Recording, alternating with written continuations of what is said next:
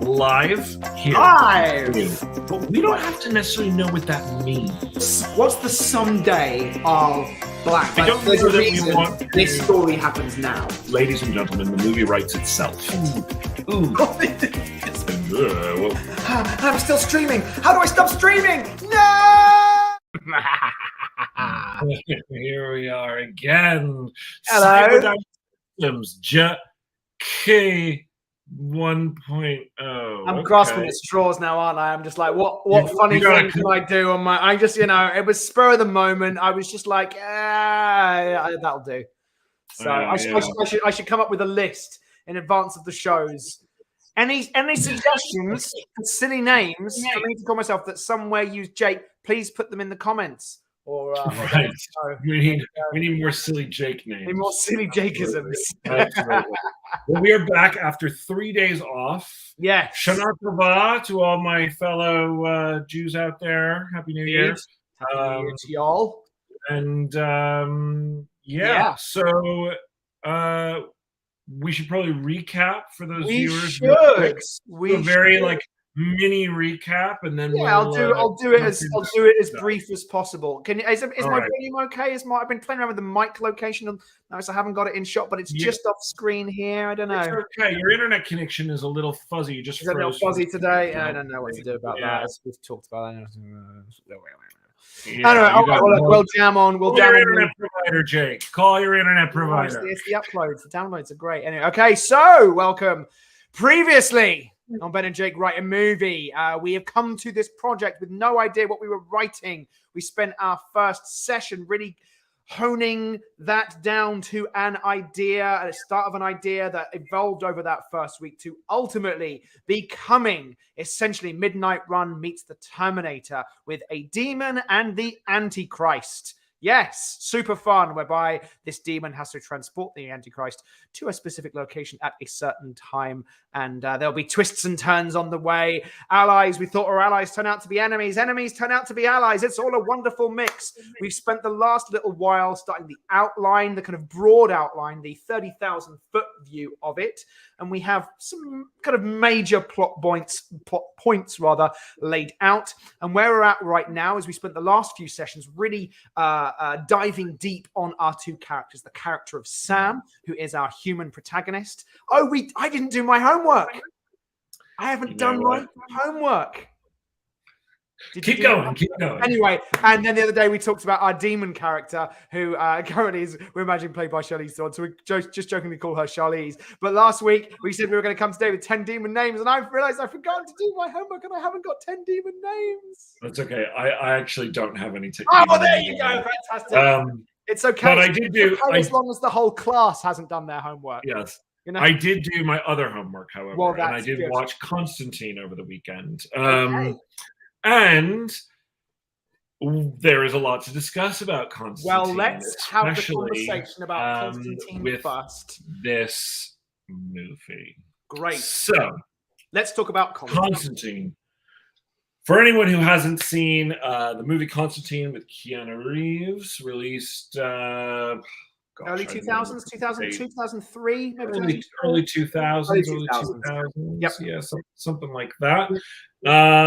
It's quite a fun movie. Shia LaBeouf, Tilda Swinton, Rachel Weisz, and they're going to be making a sequel, which was just announced. I am so excited about that. Why are we talking about Constantine?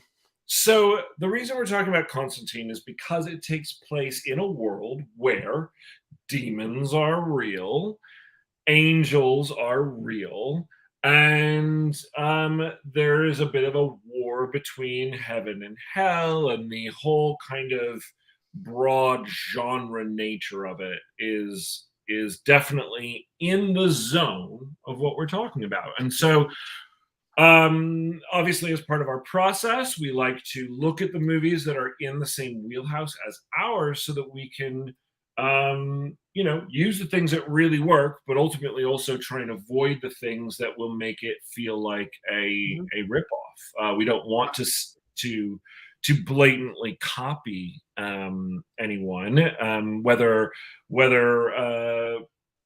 purposefully or just subconsciously. We've both seen the movie, so you never know what's coming out of you and your imagination through your subconscious. And it serves two purposes, doesn't it? Because ultimately, creative-wise, you always want to be doing the most original version of our own work. Like, we want that. And also, I think, from when it comes to practicalities of selling, we never want someone to go, it's too much like this. Yeah. So, yeah. We want to be aware of those things. So I think it's a very good thing for people who write movies to watch movies. And this one in particular is a very interesting for us based on the stories that we've been coming up with. Now, I will say, on the positive side of things, tonally, Constantine is completely different than what I see this movie as in terms of it's very dark. There's definitely some moments that feel almost horror-esque. There's certainly no humor at all.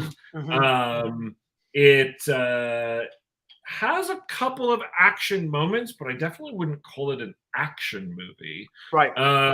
Interestingly enough, I kind of remembered it having more action, and then every time they started to go into what I thought was going to be action, it actually didn't really satisfy me. They all just sat down with a cup of tea instead.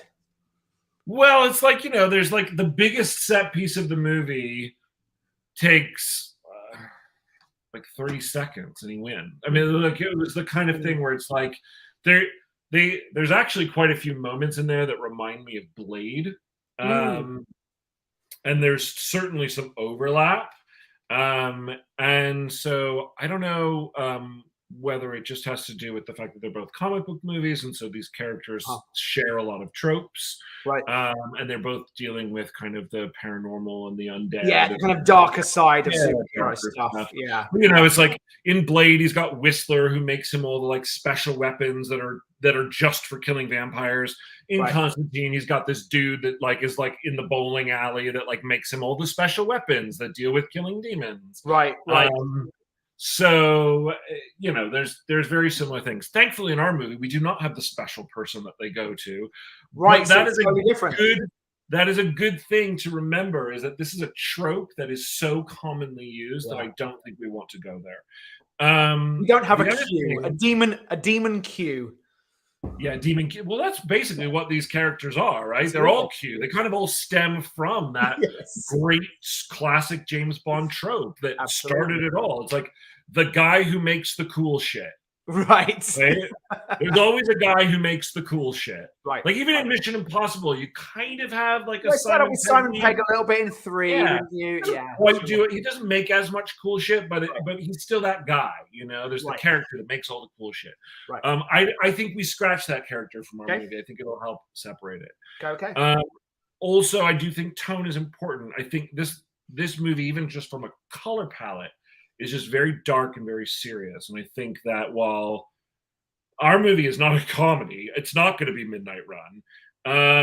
It's more of an action movie. I do think it should be a bit lighter and a bit more fun in terms of the action. I think our characters need to be having fun. And we've talked about the banter back and forth and things like that. I think that's important.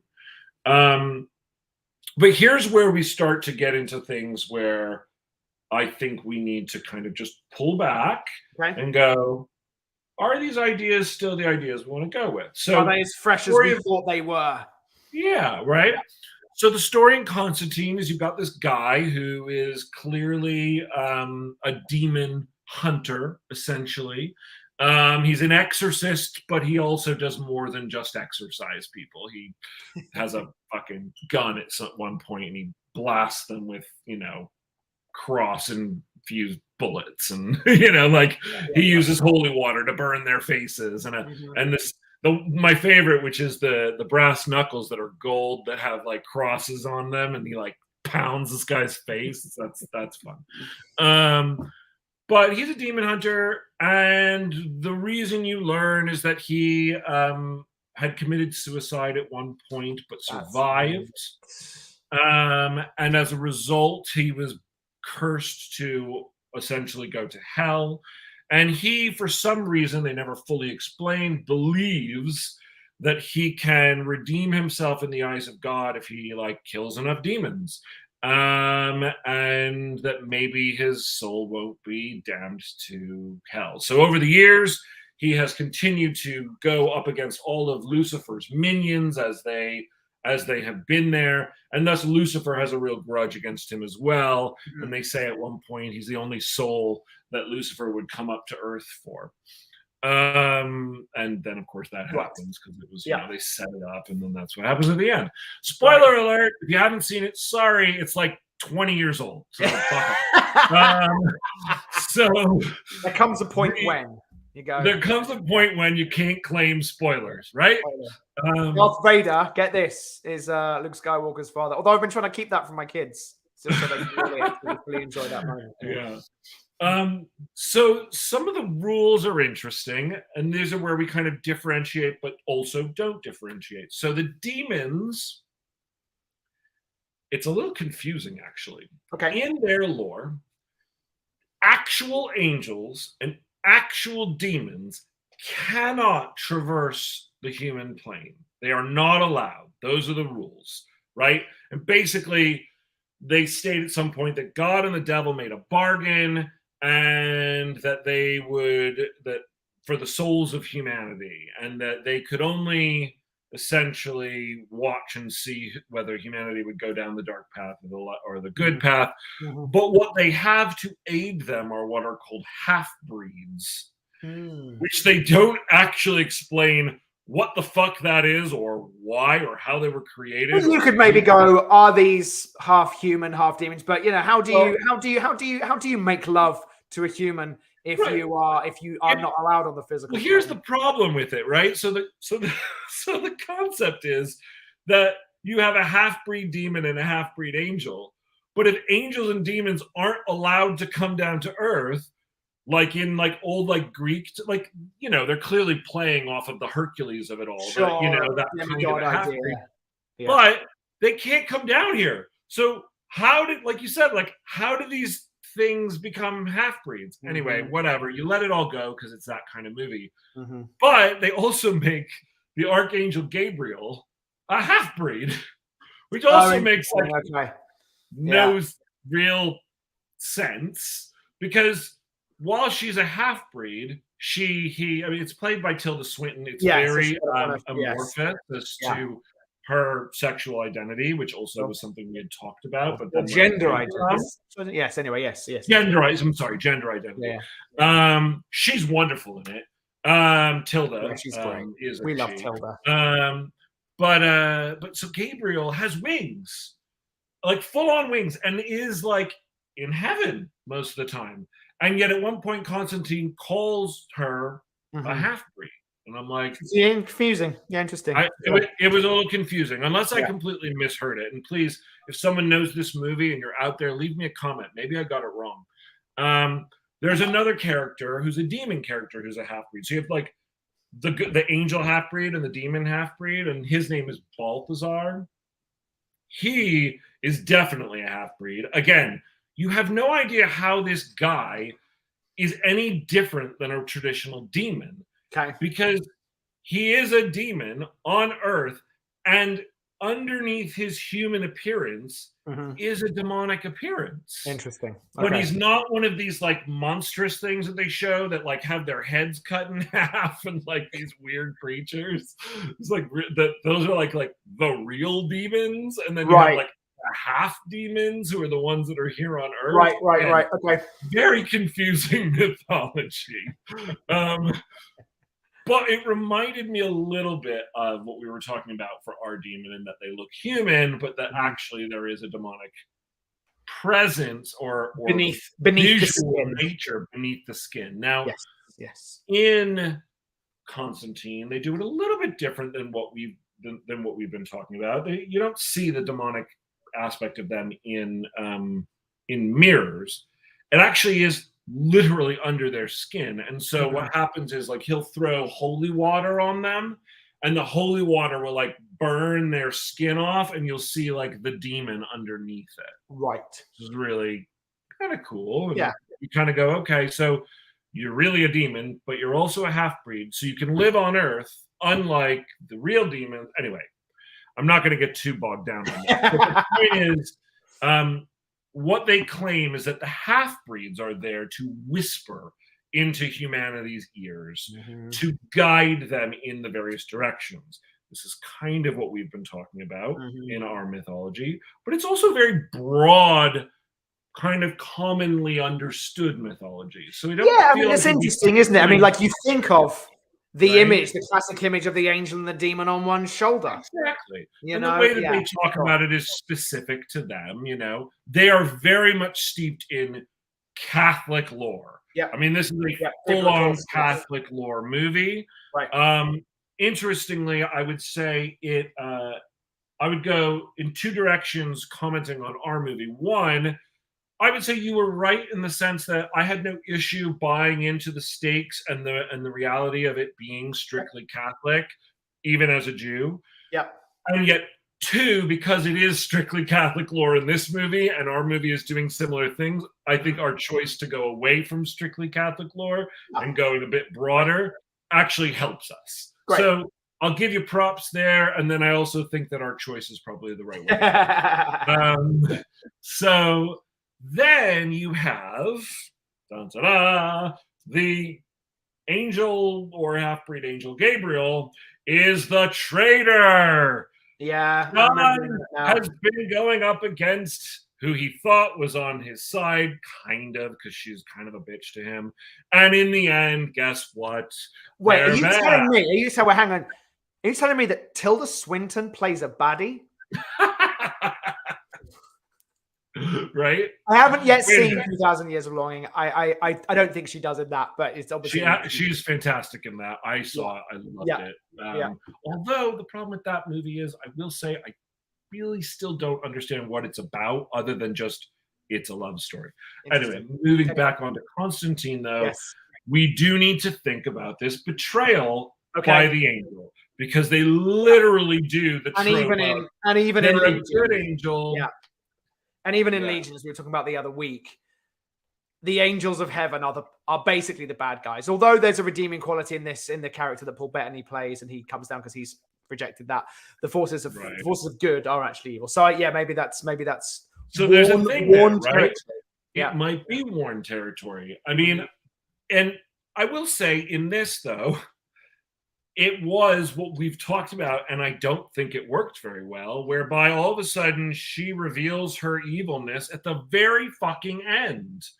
So she never even really becomes an obstacle.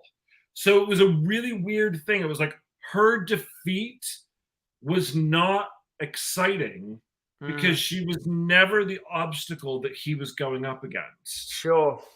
And it was a very interesting choice, because actually none of the characters that he defeats in the climax of the movie are people he's been going up against.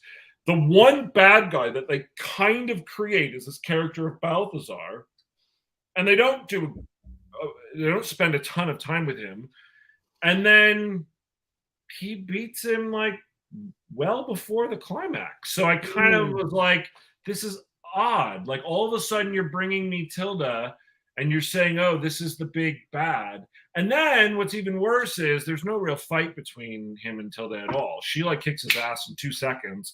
And the only way, again, spoiler alert, the only way John Constantine wins is by killing himself again. Yeah, I remember that. There's no big fight at all. He comes into this building.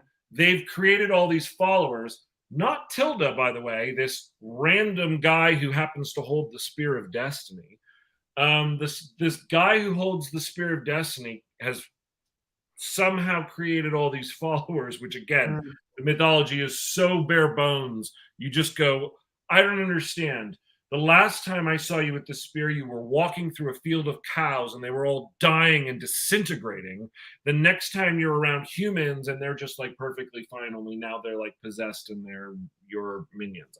But then it's not even that they're your minions, they're actually half-breed demons, because there's this actually very cool but stolen from Blade moment where they spray down holy water on this entire room of demons. Sure. And so all of their skin starts burning off. But you're really confused because you're like, where did these guys come from? Did they follow the Spear of Destiny, dude? Or like, who are these people? These are all the half-breeds are here because of why. There was no really strong antagonist in the movie. It was very strange in that sense. Interesting. Yeah. I really didn't understand. But there's another but. What is the villain plot? Well, while there is no clear villain, and even Lucifer isn't the villain, but Lucifer ends up being on our side. Interesting. While there's no clear villain, the villain plot is to bring Lucifer's son to Earth, which is kind of reminiscent of the Antichrist. They do not call him the Antichrist, and he is not human. He is a demon. But the goal is that with the Spear of Destiny, they can break the boundary. And so this demon that's not allowed to come out will somehow be allowed to come out. Right. And then reign on Earth where Lucifer had failed. They don't, like I said, they don't call him the Antichrist. We never really see him. Only in one shot do we even see who this guy is. And he doesn't play a part in the movie whatsoever. But it's just, again, something to consider is like their plot collectively is to like bring forth this being of darkness so that they can essentially win. Do bad shit on Earth. Win the war between, heaven and hell. Okay. So that, again, is just like something to kind of keep in mind to go, okay, that feels maybe a little worn. I have definitely seen other movies whereby the end goal is, to bring hell to Earth or whatever that might be. Yeah, sure. It's not very clean in this movie. You have one of my favorite scenes in the whole movie is actually how the movie starts. Yeah, with the exorcism. Girl, and there's an exorcism. It's a great scene. It's really weird because what's happening to the girl is identical to what happens in the finale, whereby you see this demon kind of pushing through like the alien and Aliens, right? And yet somehow you're like, well, wait a minute. If this is only possible with the Spear of Destiny, why did we see it at the very beginning of the movie? Right. Like, some confusing elements in this movie that had it really fun. Really fun. I enjoyed it. Yeah. I remember liking it at the time too. I just have to call out just a couple of other things that I was just like, oh no. Like they have this human sidekick of Shia LaBeouf. And he's young in it. I don't, it might have even been pre-Transformers. Yeah, it was. And totally was and he like basically plays his cab driver, which reminds me of Short Round from Indiana Jones. Yeah, right. And like he's like wants to be his apprentice, but we never see John Constantine teach him anything. Sure. And then in the end, he goes into the climax and he dies. Spoiler alert again. But even when he dies, like there's no grieving for him. Fuck There's that guy. no Fuck that guy. It's like, oh, you're dead. Shit, we got to keep going now. And then like they leave, like it all happens in this hospital. They leave, him and like Rachel Weisz leave together, but like no one's thinking of like poor Shia's body that's just back there on the ground. Yeah, they didn't bring him. And the thing is, they bring Keanu back to life, so they could have worked a way to bring could have done it. Shia back to life. Absolutely. Instead, this poor kid died, and no one's talking about it. That's very interesting. Yeah, interesting. So anyway, that is a long way of me basically saying that between the angel and demon idea, the double cross of the angel, and then the kind of goal of bringing forth this ultimate dark power, those are all ideas present in this movie. Now, our execution of those ideas and our idea of how to execute them, totally different. Yeah, absolutely right. Absolutely right. So, it's one of these tough things that you're kind of going, what's the way that you can do? So here it is. If I find out that the demons are bad and that the angels are good, I go, well, yeah, of course. Oh, wait. Oh, wait, hang on. Whoa. Bad? No. No, What? really? You're blowing my mind here, guys. Wait, oh, that's so clever. What I've a never seen twist that. on that trope. Whoa. So there's that. And the opposite being, oh, hang on. The angel's actually the bad guy. You go, yeah, Well, okay. I mean, I've also seen that, you know? I guess my question is, just coming out of this is, Yeah. do we need the "I'm working for the bad guy" twist? How important? No, we don't. Is No, it? but I think my kind of questions are just really just born out of what can you do that's interesting and new that you haven't seen before? Well, What can you know? Yeah. I have a thought on that. Well, let's hear it, Benjamin. I don't know. It's not fleshed out, but It doesn't need to be. It's okay. yeah. So basically, like, what if rather than the demons and the angels, like, I guess what I've never seen, unless someone can tell me that it has happened in something, is like an angel demon team up. Like, Well, so that is a little bit what happens in Good Omens, isn't it? Aren't they working together in Good Omens? I have not seen Good Omens. not I know seen it someone either, did but comment and told us to watch it. yeah, I do think that is part of that. They are an Okay. angel and a demon team up to stop the end of the world. I right, think. never Again, I mind. haven't seen it, but again, Never mind. yeah. But again, But but again, can you play around with that idea? What would it look like if the forces of heaven and the forces of hell had to work together against our heroes? And that what I think is what I Right. think is the different thing on it. As I go, well, I've seen, because in that, Michael Sheen and David Tennant play the angel and the demon, and they are working together. They are your protagonists. Sure. You go, oh, okay, here is an unlikely team up. Yeah. These two people working together. But what I haven't seen is, we must be so bad that both the forces of heaven and hell are working to stop us and what we are doing. Like, we're on the other side of that equation, which I think is interesting. Yeah. I mean, there's a lot to mine there because I don't know why. Yeah, I don't know why. And that's it. You go, so much hey, to think about. you present this idea and you go, how could we make that work? Right. You know? I mean, yeah. The other thing that I think about, and maybe this is just, I'm just going to toss it out there, is,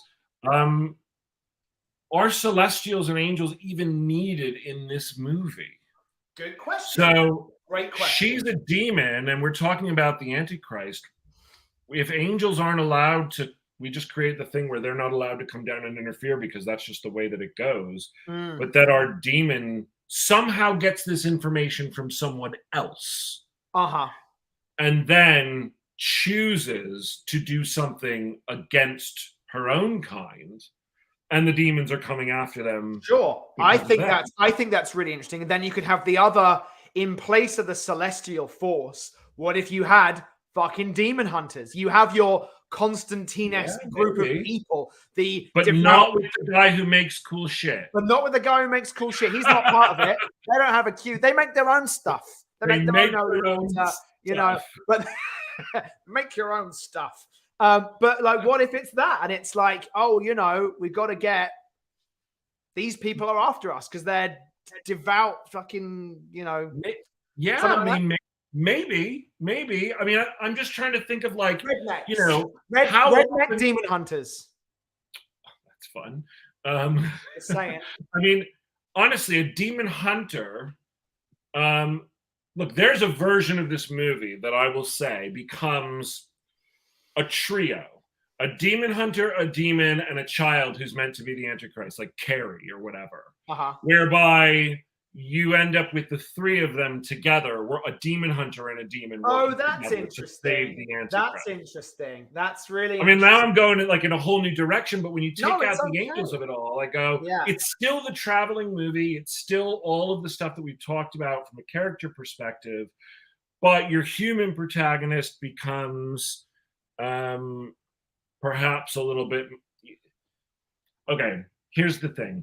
All of a sudden, your human protagonist becomes special. They're a demon hunter now, and not just a girl who works a shitty job. And I guess my question is, can you have all three? Does the movie say again? Could be 3 adults. You know, what if, you know, Demon Hunter goes to Demon and says, I need your help, Demon. I've known about you for a while, but you've not been doing some bad shit. You're interesting. You seem different. You seem different. Look, I found this girl. She is blank. She's whatever.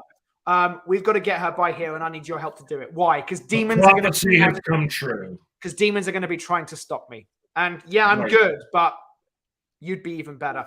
You know, or demons are going to be coming for her, and if they get her, the world is going to become, you know, the age of darkness or whatever. Totally.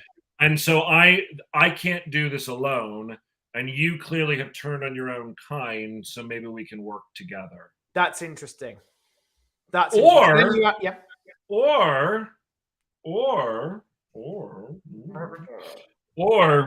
your demon hunter is the one who is the Dexter, you know, the person living in the cabin in the woods. The demon learns of the Antichrist's existence because they're a demon.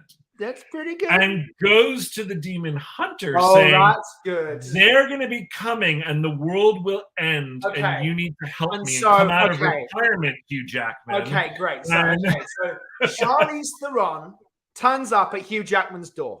Okay. Right. Instantly, they fight. Because he's like, there's a fucking demon at my cabin door. Fight. She wins and she doesn't kill him. And she says, and he's like, finish it. And she's like, no, I'm not here to kill you. I'm here because we need to work together. And he's like, huh?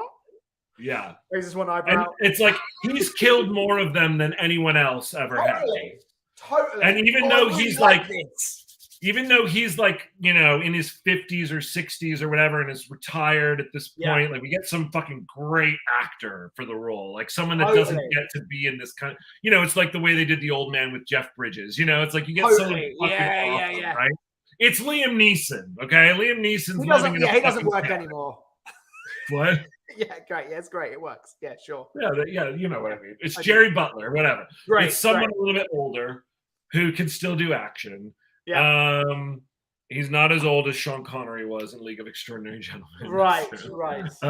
Although actually, he still looked pretty good. He did still look pretty good, but it's not Sir Ian McKellen. Correct. So the point is, now, if that were to happen, now it will change a lot of our current ideas that we've been going down. But for everyone watching. This is writing. This is it. This is absolutely it. This is it. You go, hey, we've got an idea. And then you realize, you go, I've just watched this other thing. And it's the importance of watching all those. Again, I think probably in an ideal world, we would have had like a week of movie watching. And we would have gone, let's just go and watch a bunch of movies in one go. And then we would have come back at the end of that week and gone, hey, here's what I learned from these movies. Right. But I mean, ultimately, all we have at the moment is a loose scratch pad of ideas. It's partially. Very a lot of the structure actually doesn't necessarily have to change. It just needs to be reworked. Totally. What I like about this. So here's what I'll say in terms of what I like about it. I like that it gives me, and actually going with a slightly older girl instead of the kid, instead of Carrie. Let's say you're. Ooh, okay. Here's what you've got. You've got Charlize Theron, the demon. Yep. You've got Haley Steinfeld as the future Antichrist, who's in her 20s. Yep. And then you've got Hugh Jackman, who's the old demon hunter. Right. And that's your fucking cast, right? Absolutely. And they've got to somehow get Haley to the Holy Land to expel the Antichrist out of her before the demons get her. That's interesting. Okay, and that's the goal. And that's the goal. Great. Perhaps. I'm down. I really like this dynamic of these two. And again, going to what we were talking about the other week about interesting dynamics between the two lead characters. Right. Well, you had this idea. You know what's funny is you literally pitched me Midnight Run with a vampire hunter and a vampire. like a few months ago. I did. And now this actually has kind of come full circle to be almost exactly that. Yeah, it's interesting. Yeah. Yeah. Yeah. And instead of it's just the two of them, we're throwing in the fact that what they're transporting, the goods that they're transporting, is the Antichrist. Absolutely. Yeah. Interesting. Very interesting. Quick question for you, but I know we were talking just off camera before about whether or not we were going to do 2 separate episodes. Are we going to do it as one? What do we think? I mean, I know one person commented the other week that they liked the 2 episodes. They did. As we look at our viewing numbers, guys, there's 3 people watching us right now. I'd love to know your opinion. Hello. People have been watching the full length, even if they go an hour and a half, more than they've been watching the smaller cut versions. So we don't know whether we should stick to the smaller cut version model or go back to just the full length models. And again, both are available. We keep both of them available. But no, of course, and it's okay. It just takes us a little more time to cut it through, and then you have to listen to Jake do recaps. This is true 3 times, which as we know is the worst part of the episode. Worst part of the episode. Or just the worst. I think for right now, why don't we recap where we're at for people? Okay. But listen, really, leave us comments and tell us if it's a good thing to be able to have half an hour. And this is on the replay. This is not for the live. The lives are always going to be us doing our thing for about an hour, sometimes an hour plus. But when we post them to YouTube after the fact, you might see we've split various episodes into 8.1, 8.2, and 8.3, for example. Right. Anyway, well, I'll do a recap now, and then perhaps there were viewers who didn't spot. So recap of the last half hour. Recap of the last half hour. So we've been talking today. We started off talking about the movie Constantine. I think it's 2004. And Keanu Reeves movie. And Ben, upon watching this movie, saw some shocking similarities in the direction that we were going with our movie, which included, but are not limited to, the angel being the double-crossing bad guy, and this concept about bringing 2005. 2005. It wasn't far off. So anyway, what we have discovered upon that is going, well, shall we just move away from that because it lives into similar territory, and actually going, well, what is the interesting idea? I suggested, well, do we have some redneck demon hunters being the other thing? And then Ben went, well, what if actually it becomes a demon hunter and a demon have to team up to transport the Antichrist to the Holy Land, all by Friday evening at midnight or Sunday by Halloween. I don't know why. Just arbitrary. It's just arbitrary. That's what these movies do. We could call it. Why? We could call it the 7th day. Oh. Don't know. Again, straight out movie titles. You never know. Maybe. But here's an interesting thing. The characters that we've worked on, the 2 protagonists that we've worked on, actually can stay almost exactly what we talked about. They do. But here's my question, and I think that we're going to have to think about this. I don't know of a movie, but maybe there is one out there, people, where you have 3 protagonists, whereby each are equally as weighted and have as equally growth as the others. So now, if there is an example, I'd love to watch it because, again, this is how we do research. But I got it. The 3 Amigos. Yes, the 3 Musketeers. The 3 Stooges. The 3 Stooges. You're right. I've been proven wrong. But I guess it's like, I think we'd have to play around with the levels of growth and changing all of them. But I think probably in this version, they all have a change. They all go through a moment of growth. I mean, ultimately, it's just balancing that out, isn't it? I actually think, as we go into it, as we talk about this demon hunter character who doesn't I don't do that shit anymore, kind of guy, Jeff Bridges being a really interesting comp for that, I go, well, then what kind of personality should the demon have that kind of, and again, like, what's the dynamic of, what's the scene of three of them in the car and they can't agree on what to play on the fucking radio? It's like Nick what's Nolte. It's Nick, yeah, totally Nick Nolte, absolutely. You could bring someone who hasn't worked in a while and you go, yeah, I fucking would love to see. But it could also be a movie star as well. Yes, it could. It doesn't have to be an older actor. Like, what's interesting is... it could be Hugh Jackman. It could be Mark. It could be Hugh Jackman. It could be Daniel Craig. It could be anyone in their, like, 50s, really, if you wanted to go there. Someone who did it for 30 years and got out. You know? Totally. So... I love that. I love the idea of, like, what's the scene in the car where they're driving and it's like they all want different things. I also really like, interestingly, adding a male component. I do too. To this traveling group. Yes. And the idea of, like, just thinking about, Jeff Bridges, Charlize Theron, and Haley Steinfeld in a car together. I'd fucking go and see that movie. I'd go and see that in a second. See that movie, right? Totally. Well, I'd go and see it just for the again, like, I see the trailer and it's that first fight moment. It's like, what? Are you here to kill me? No, I need your help. Huh? Right. That's great. Like, I mean, I'm instantly intrigued by that. Yeah, a demon comes to a demon hunter for help to try and save the Antichrist soul. Great. That's great. It's really great. Eric, who's watching us live, said if the views are higher for the full length and it saves you all time, you may as well abandon the half-hour pot system altogether. Yeah, I'm with you, Eric. Save ourselves right, Eric. I think you're right. We thought maybe it'd be good for, little morsels for people to do, but I actually think you're right. And we were doing a thing. I was cutting out little nuggets of, like, just like fun, like 3-4 minute moments. I think we could probably keep doing that. I think instead. So. I think that's fine. Post those two up. Stories.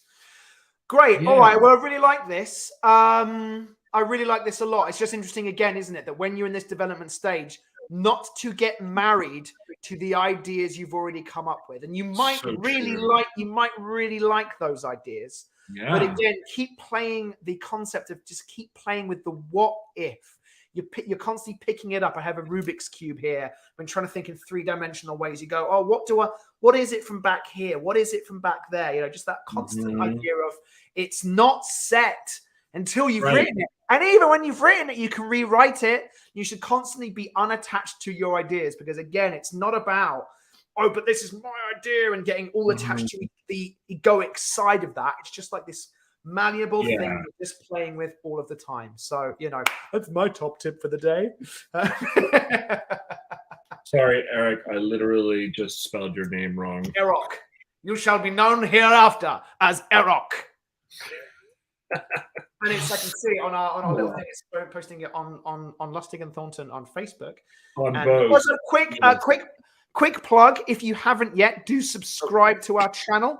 We've now got up to 116 subscribers. Where are we? 116 subscribers. Yeah, I think so much for doing that. If you haven't yet, please do. It's going to make sharing this channel really easy with people because we have to get what's called a vanity link, which means which I think we've qualified for. Kind of, we have to wait 30 days. Yeah. Right. Yes. So anyway, we don't just be youtube.com/Lustig and Thorns. Anyway, so do subscribe if you haven't already. Thank you so much. We appreciate that. Again, increases our visibility so we can get this out there to as many people as possible. Anyway, okay, so there's another question that this changes. Go. And it brings up, and I want to talk about it, which is villain plot. Yes, it does. It absolutely does. So obviously, there is no celestial playing backstabber that we discover halfway through and the way in which we've structured it so far. Yeah. That's all going to go out the window from a villain plot perspective. It's not going to happen. So now the cleanest route, the straightforward route is the demons are the bad guys. We create a head demon and that's our main bad guy. And I'm just wondering, is there something else? Well, it's interesting. And I was kind of half joking about the the redneck demon hunters. But again, I find it to be interesting about what is going on and who wants what with this Antichrist Haley Steinfeld character. What do they think is the best outcome for this version? So the demons want to get her and have her so that on Sunday morning she can perhaps house the body of the Antichrist. Whether or not that's a direction we still keep going on or not, they're not trying to kill her. They're trying to keep her alive for this moment right here. Right. The other part, the other antagonistic force is trying to kill her because she be the Antichrist. So again, is it Redneck Demon Hunters? Again, also not a bad name for the movie. But you know, that's the straight to DVD version of it. Redbox. Tubi. Yeah, I'll watch Redneck Demon Hunters. Again, also a movie. I've gone on a tangent. But you go, could that be another force? They are trying to kill her. Right. Neither is the best outcome for poor young Haley Steinfeld. Bless her little cotton socks. I agree. I do think that but instead of being supernatural, they become a human antagonist. Oh, absolutely. Which is good. That's a good thing. Totally. I wonder. I don't know about the redneck nature of it all. I know I went too far, but I do wonder if. So here's the question: are they demon hunters? Are they religious zealots? Are they some sort of like underground, like secret society? I'm not sure. Yes, any of those things are possible. I mean, like I'd go Illuminati and go, oh, that's interesting. Yeah, ultimately, it's a group that does not want the Antichrist here on Earth. Yeah, totally. Insert that group here. You know, there's a little Archer and Armstrong going. There's a little Archer and Armstrong quality about that. For those of you who don't know, Archer and Armstrong is who was it? Was it Valiant? Valiant published Archer and Armstrong. I believe so. Yes. Yeah, we actually pitched on Archer and Armstrong a few years ago. Well, we'll probably tell you a story about all our worst pitch meetings ever at some point. At some point, but I don't think we will name titles or no. And Archer and Armstrong definitely wasn't one of our worst pitches ever. Or was it? Anyway, we will name no names. Let's just say we'll name no names. We will name no names. Anyway, but yes, so I think that's right. I think it is a human set of antagonists who are trying to kill Haley Steinfeld. Bring me the head of Haley Steinfeld. Again, another title option. That's okay. I'll keep working for the mob. The mob.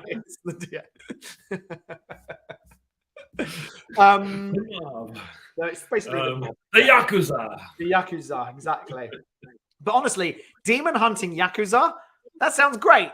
I don't think it's for this movie, but I'd watch that movie. You know? Demon hunting Yakuza. Again. Sure, why not? I mean, like, if I was scrolling, if I was walking in Blockbuster on a Friday night and I saw that, I'd be like, I might rent that. Yeah. Not me. I would only if it was the sequel to Demon Hunting Rednecks. Right. So it's a world universe. Right. So yeah, I mean, the question though is, as I was asking, like, are they demon hunters, or has a prophecy come to pass that this group is going to try and stop?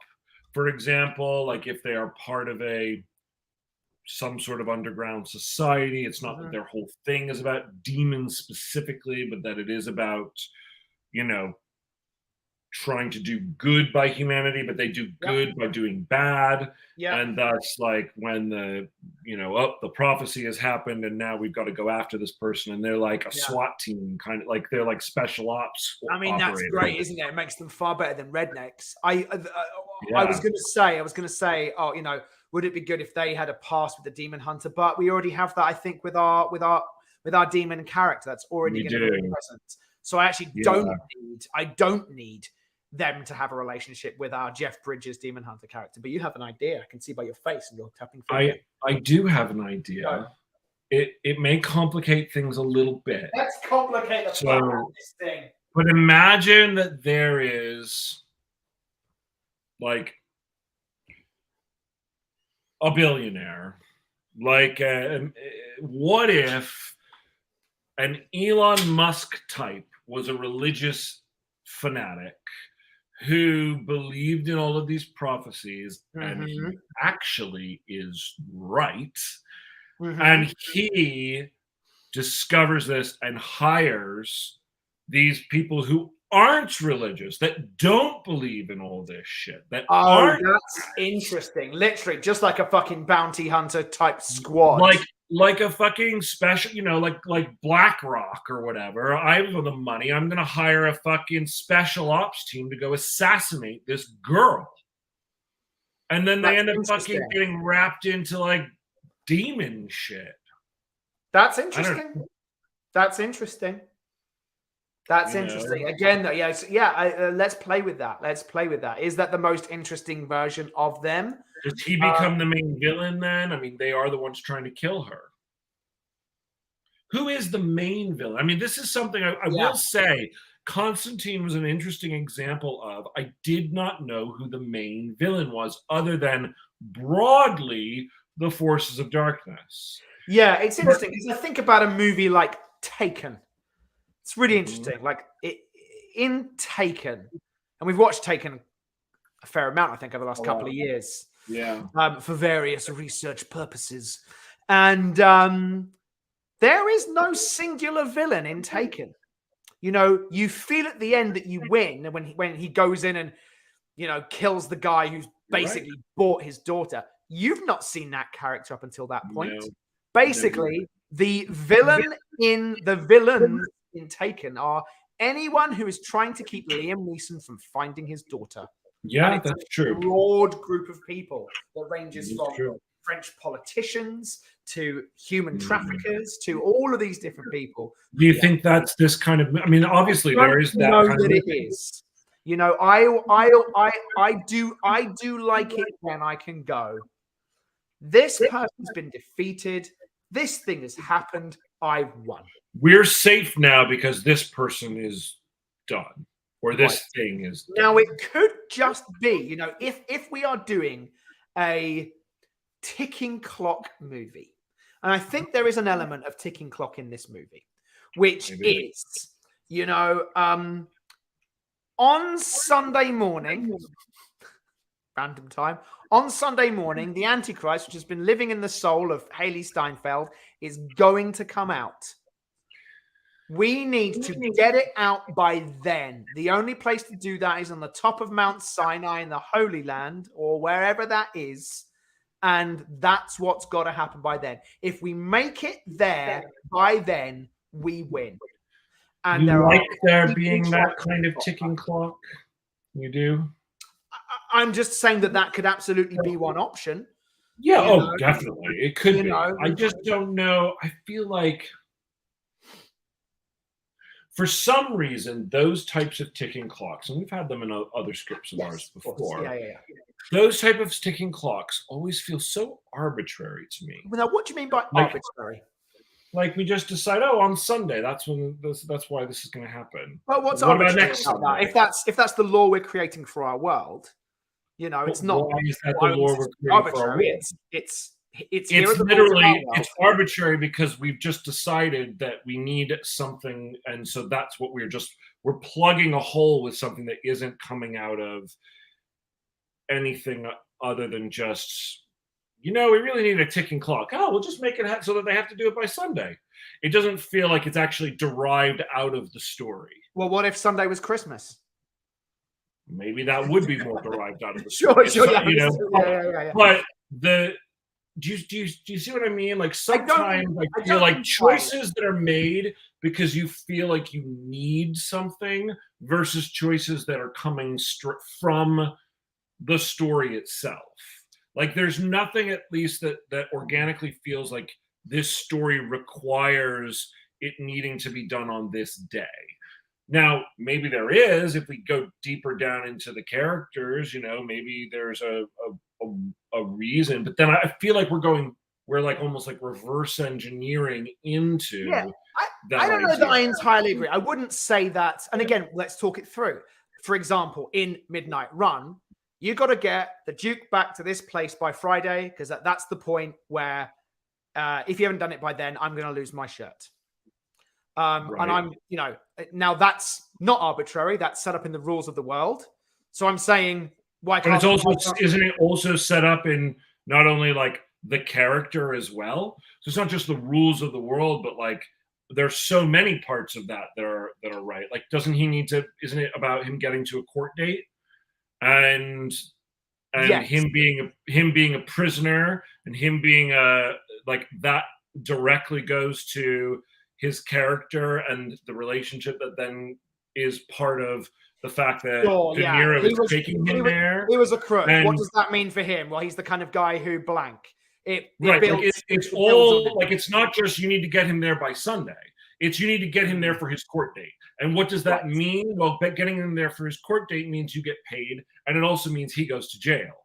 And all of that is wrapped into, oh, you need to get paid because of X, and he doesn't want to go to jail because of X. And so it's very much. So based on everything you're saying, though, let's have a little conversation about it, because I think there are ways to build that into our idea here. Let's just go down this road for a minute or two.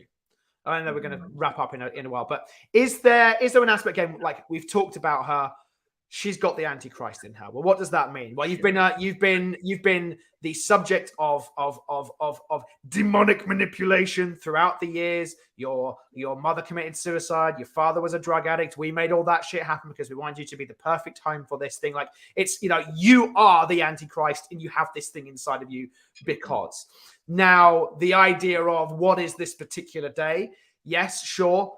Just saying any Sunday, but can we find a holiday of meaning, a religious date that means something? Is there a certain thing that we can either build up into our law or actually comes from religious law? So that actually is something that's there. So it's not just, oh, we just decided it's got to be by this date but you are the Antichrist because you are the Antichrist because of all this thing. It's your character. This date is. Maybe. Look, if there's if this movie was not grounded and set in fantasy land, then I would go 100%. We'd create that there is a the stars only align this many times of da da da da da, and Sauron is going to come to Middle Earth because blank.